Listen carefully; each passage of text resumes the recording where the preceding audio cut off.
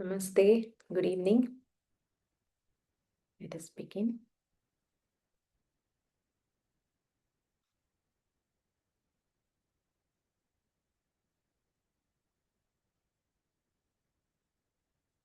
Sit comfortably, gently close your eyes.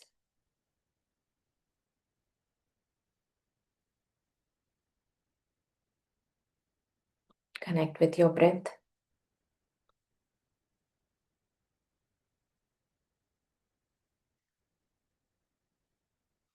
Visualize Bhagwan Narsimha in front of your eyes.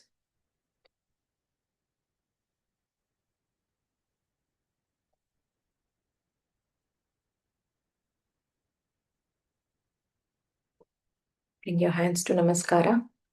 Let us begin with the opening prayer, Maha Mantra. Ugram Veeram Mahavishnum Jvalantam Sarvatomukham Nrsimham Bhishanam Bhadram मृत्युर्मृत्युं नमाम्यहम्.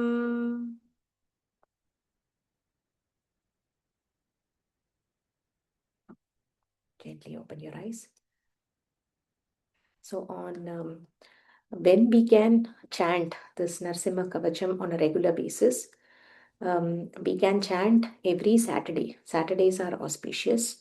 We can also chant on the Pradosham day. So today is Pradosham. So Pradosham evenings you can chant during the evening Sandhya Kalam.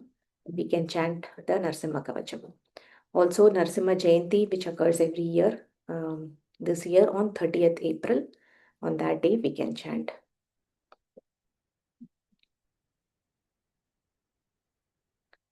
Let's move on to revising from shlokas 16 onwards. Let us chant together.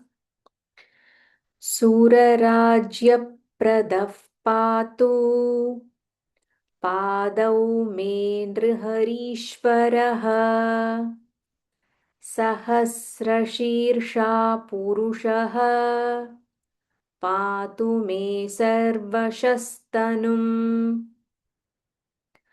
mahograf purvatah patu महावीराग्रजोऽग्नितः महाविष्णुर्दक्षिणे तु महाज्वालस्तु नैऋतौ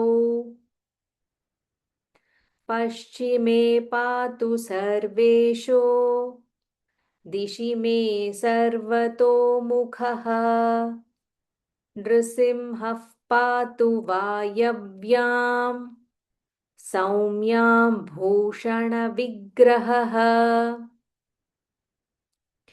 ईशान्यां पातु भद्रो मे सर्वमङ्गलदायकः संसारभयदः पातु मृत्योर्मृत्युर्नृकेसरी.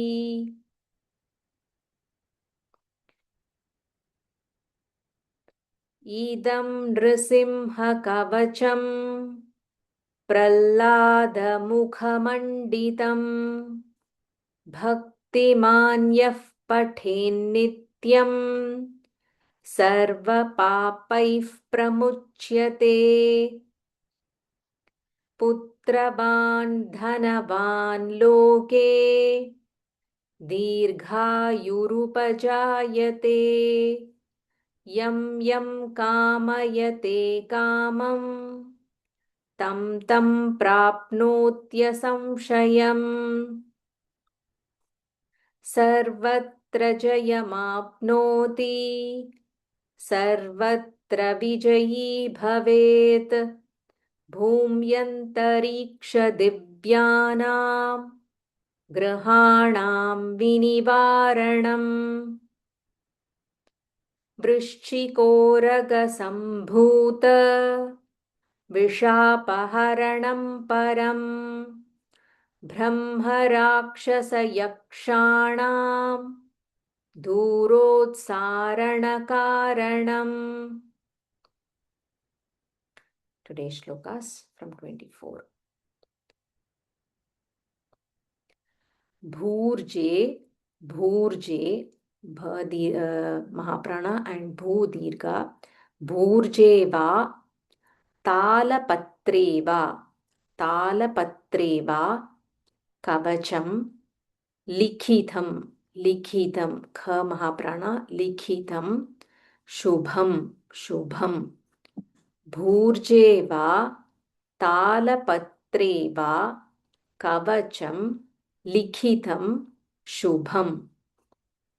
Karamule, Karamule, Dhritam, Dhritam. Dha Mahaprana, it's not Dhru, it's Dhr. Dhritam Yena. Karamule Dhritam Yena.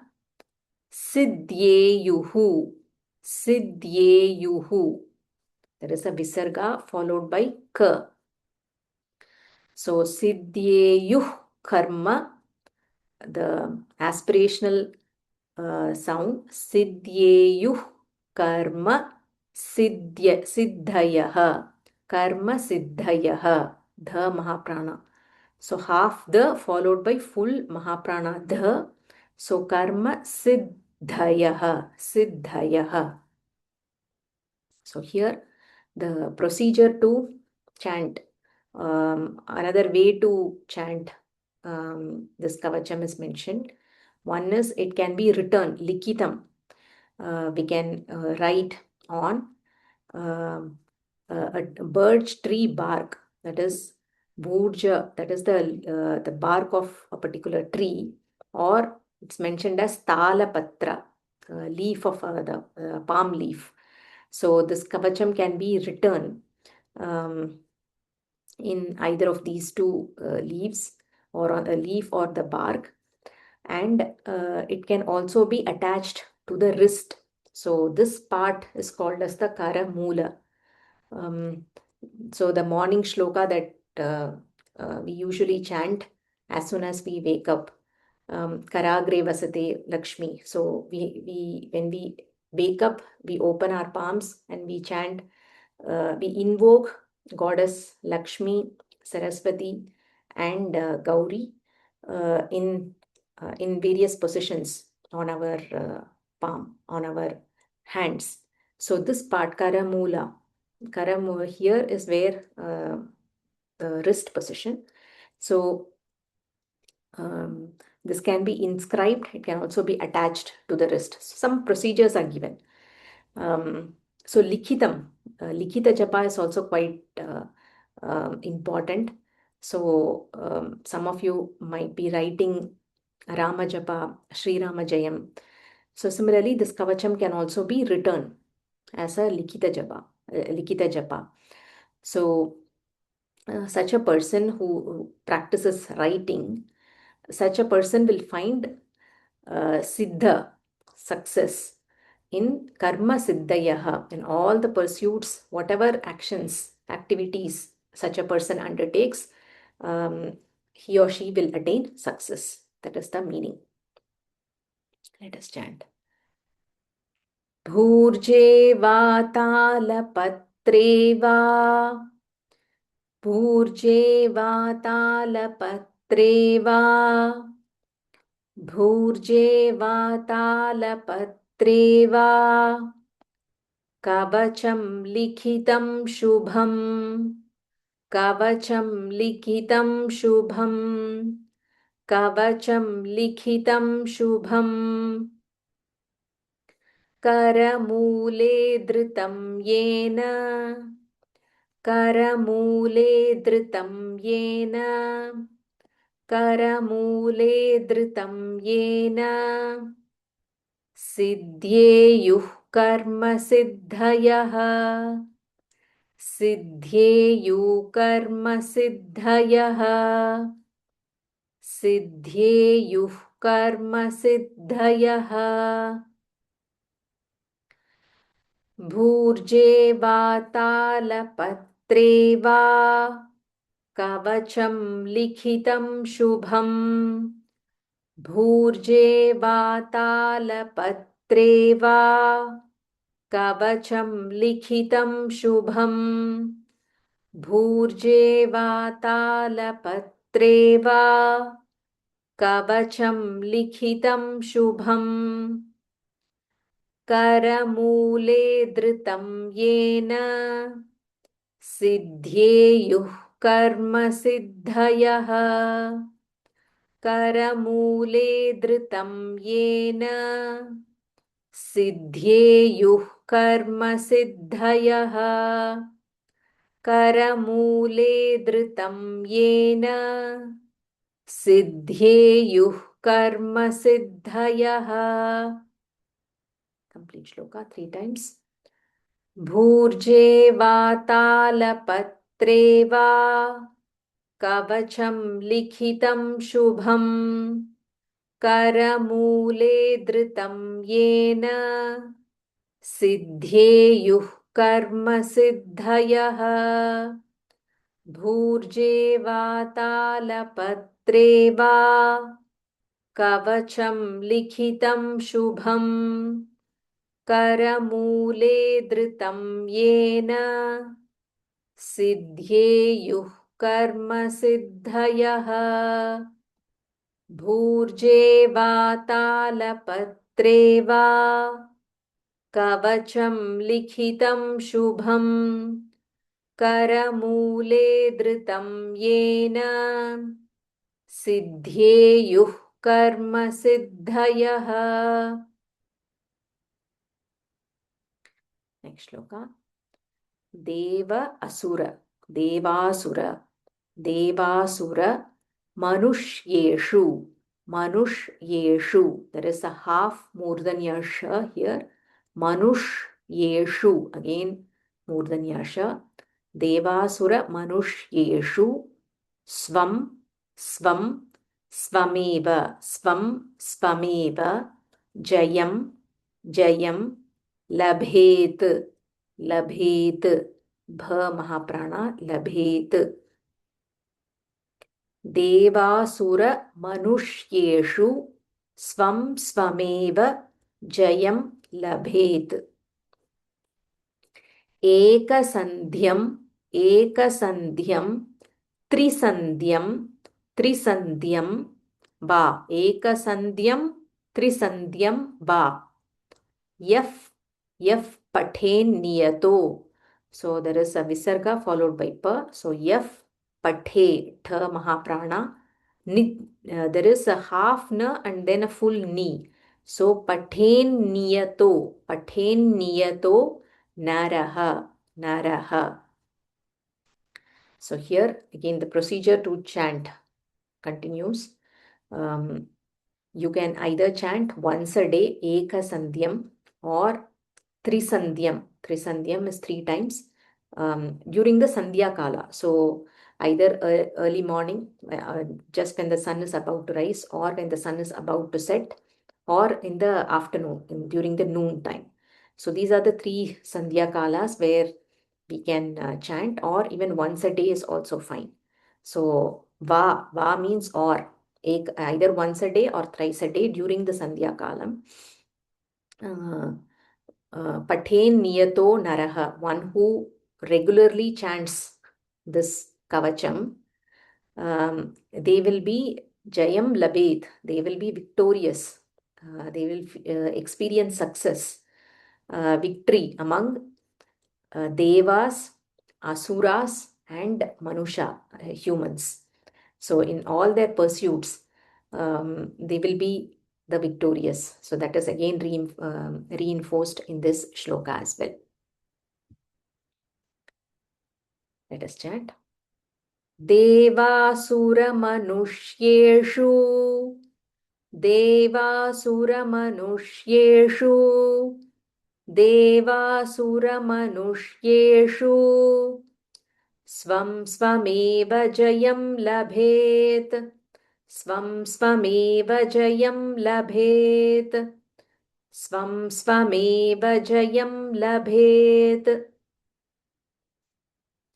एकसन्ध्यं त्रिसन्ध्यं वा एकसन्ध्यं त्रिसन्ध्यं वा एकसन्ध्यं त्रिसन्ध्यं वा यः पठेन्नियतो नरः यः पठेन्नियतो नरः यः पठेन्नियतो नरः देवासुरमनुष्येषु स्वं स्वमेव जयं लभेत् देवासुरमनुष्येषु स्वं स्वमेव जयं लभेत् देवासुरमनुष्येषु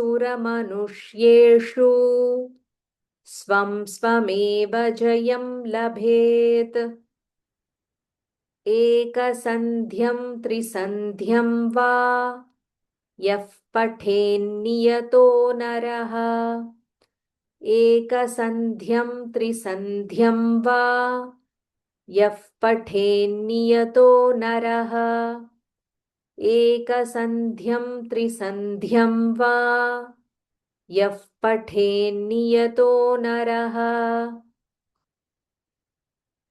कंप्लीट श्लोका देवासुरमनुष्येषु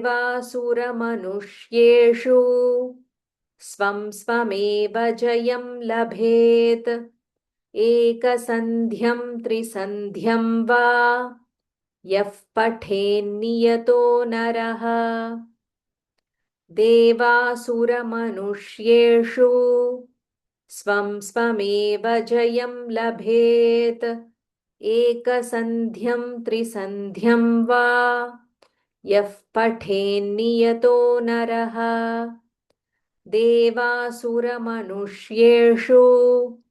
स्वं स्वमेव जयं लभेत् एकसन्ध्यं त्रिसन्ध्यं वा यः पठेन्नियतो नरः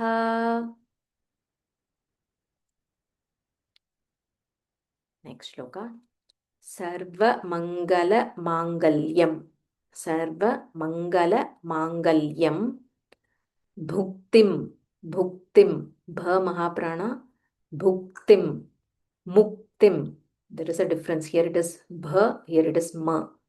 Bhuktim, muktim cha bindati. So bhuktim, anuswara, you end it with ma. Muktim, muktim cha bindati. Bhuktim, muktim cha bindati. Here it is dva. This is dva, half the followed by full va. Dva trimshati. Dva trimshati sahasrani. Dva trimshati sahasrani. Pathet. Pathet. Dha mahaprana. Dva trimshati sahasrani. Pathet. Shuddhatmanam. Shuddhatmanam. Half the followed by full mahaprana dha. Shuddhatmanam. Nrinam. Nrinam. The na followed, this is nr, nr followed by na. Nrinam.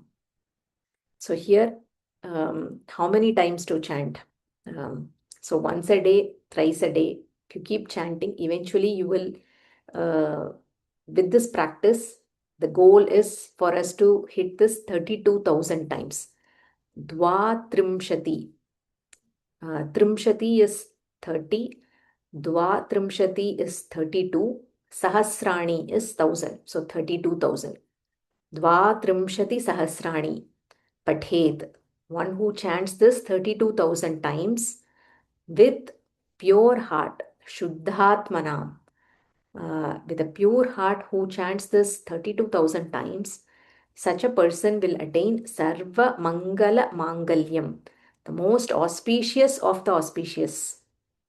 So, such a person will attain most auspicious of the auspiciousness, and he or she will also be blessed with bhukti. Bhukti is material world, in the success or experiences, enjoyments in the material world. That is bhukti. The next one is mukti. Mukti is moksha, liberation, spiritual success. So both cha, if it is connected with cha, it means and. So this person will get both success in the material world as well as success in the spiritual world. So one who chants 32,000 times. So that is our goal. We can set and we can keep chanting this kavacham. Let us begin. Sarvamangalamangalliyam. Sarvamangalamangalliyam. Sarvamangalamangalliyam.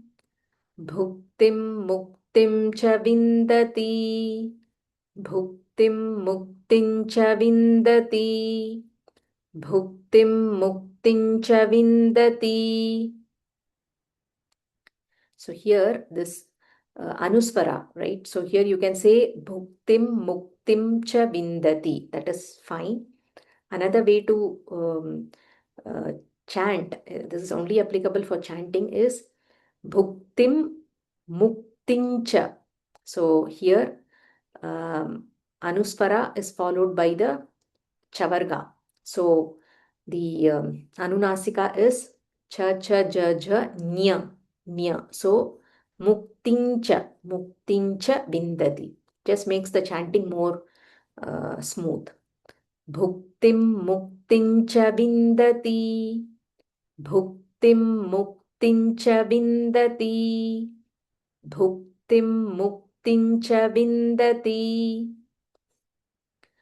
द्वात्रिंशतिसहस्राणि द्वात्रिंशतिसहस्राणि द्वात्रिंशतिसहस्राणि पठेत् शुद्धात्मनां नृणाम् पठेत् शुद्धात्मनां नृणाम् पठेत् शुद्धात्मनां नृणाम्.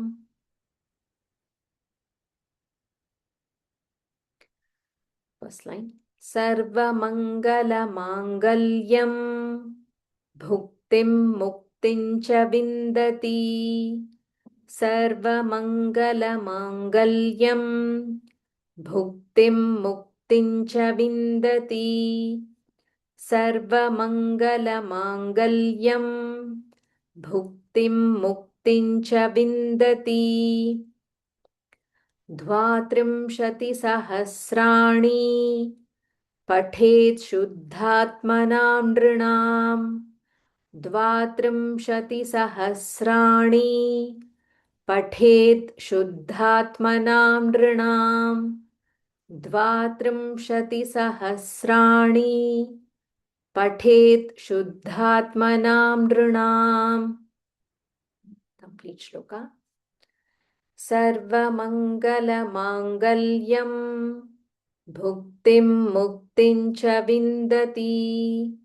द्वात्रिंशतिसहस्राणि पठेत् शुद्धात्मनां नृणाम् सर्वमङ्गलमाङ्गल्यं भुक्तिं मुक्तिं च विन्दति. द्वात्रिंशतिसहस्राणि पठेत् शुद्धात्मनां नृणाम् सर्वमङ्गलमाङ्गल्यं भुक्तिं मुक्तिं च विन्दति. द्वात्रिंशतिसहस्राणि पठेत् शुद्धात्मनां नृणाम् सर्वमङ्गलमाङ्गल्यं भुक्तिं मुक्तिं च विन्दति. द्वात्रिंशतिसहस्राणि पठेत् शुद्धात्मनां नृणाम्.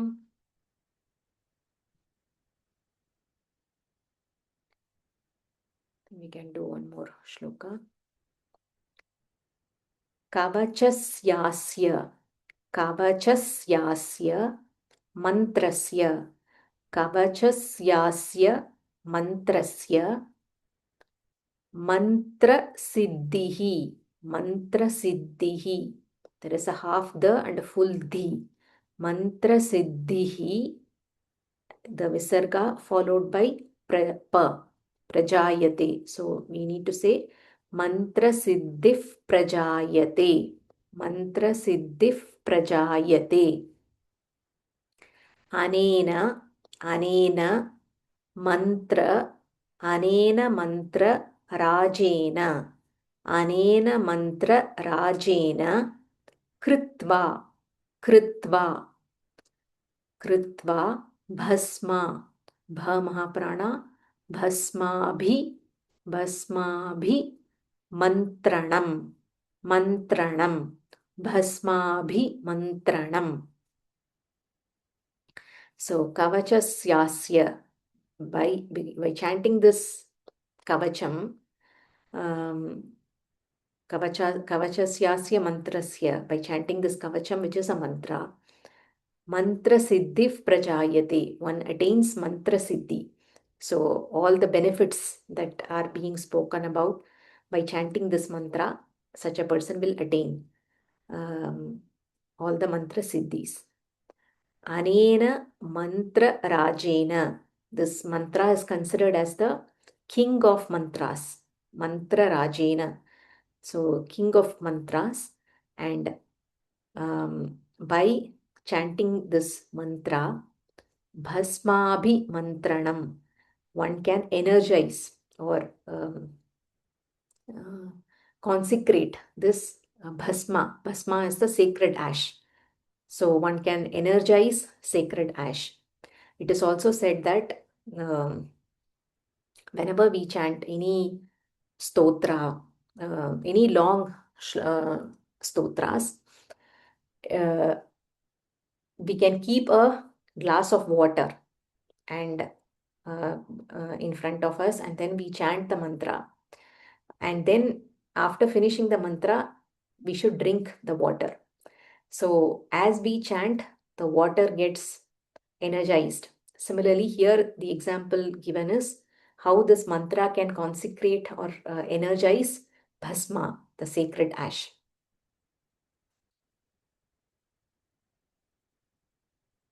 Let us chant.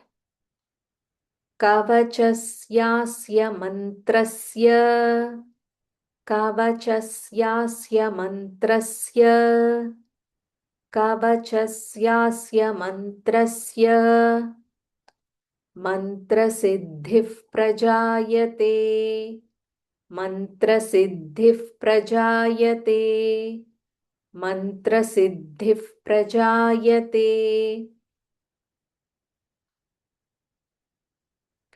अनेन मन्त्रराजेन, अनेन मन्त्रराजेन, अनेन मन्त्रराजेन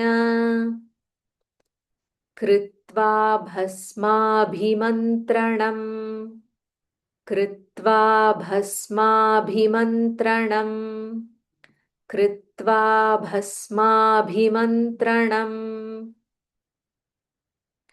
कवचस्यास्य मन्त्रस्य मन्त्रसिद्धिः प्रजायते, कवचस्यास्य मन्त्रस्य मन्त्रसिद्धिः प्रजायते, कवचस्यास्य मन्त्रस्य मन्त्रसिद्धिः प्रजायते.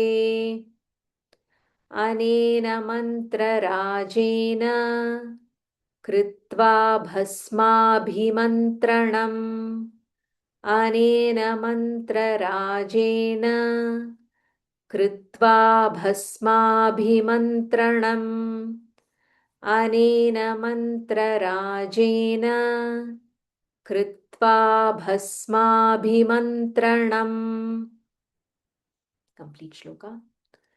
कवचस्यास्य मन्त्रस्य मन्त्रसिद्धिः प्रजायते, अनेन मन्त्रराजेन कृत्वा भस्माभिमन्त्रणम्, कवचस्यास्य मन्त्रस्य मन्त्रसिद्धिः प्रजायते, अनेन मन्त्रराजेन कृत्वा भस्माभिमन्त्रणम्.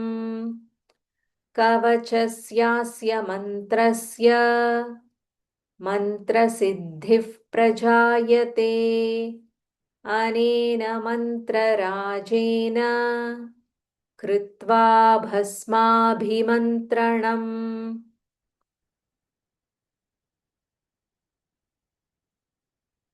Let us revise the 4 shlokas of today.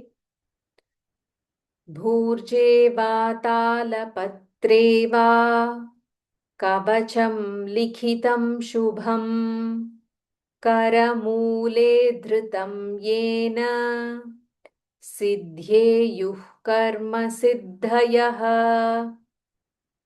देवासुरमनुष्येषु स्वं स्वमेव जयं लभेत् एकसन्ध्यं त्रिसन्ध्यं वा यः पठेन्नियतो नरः. सर्वमङ्गलमाङ्गल्यं भुक्तिं मुक्तिं च विन्दति 32 पठेत् शुद्धात्मनां नृणाम्. कवचस्यास्य मन्त्रस्य मन्त्रसिद्धिः प्रजायते अनेन मन्त्रराजेन कृत्वा भस्माभिमन्त्रणम्. Gently close your eyes.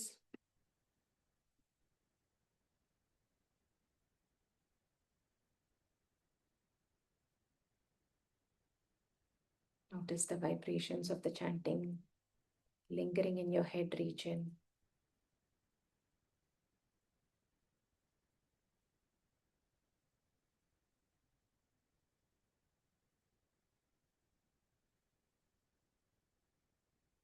Bring your hands to Namaskara. Let us conclude.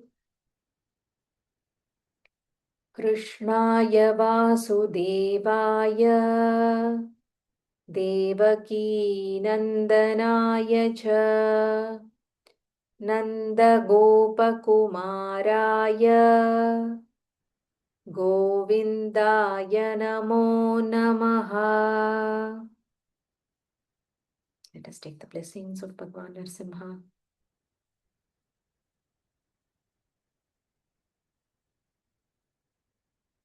Gently open your eyes. Thank you for joining. We'll again meet tomorrow. Thank you. Thank you. Thank you. Thank you, Akka. Ram Ram. Ram Ram.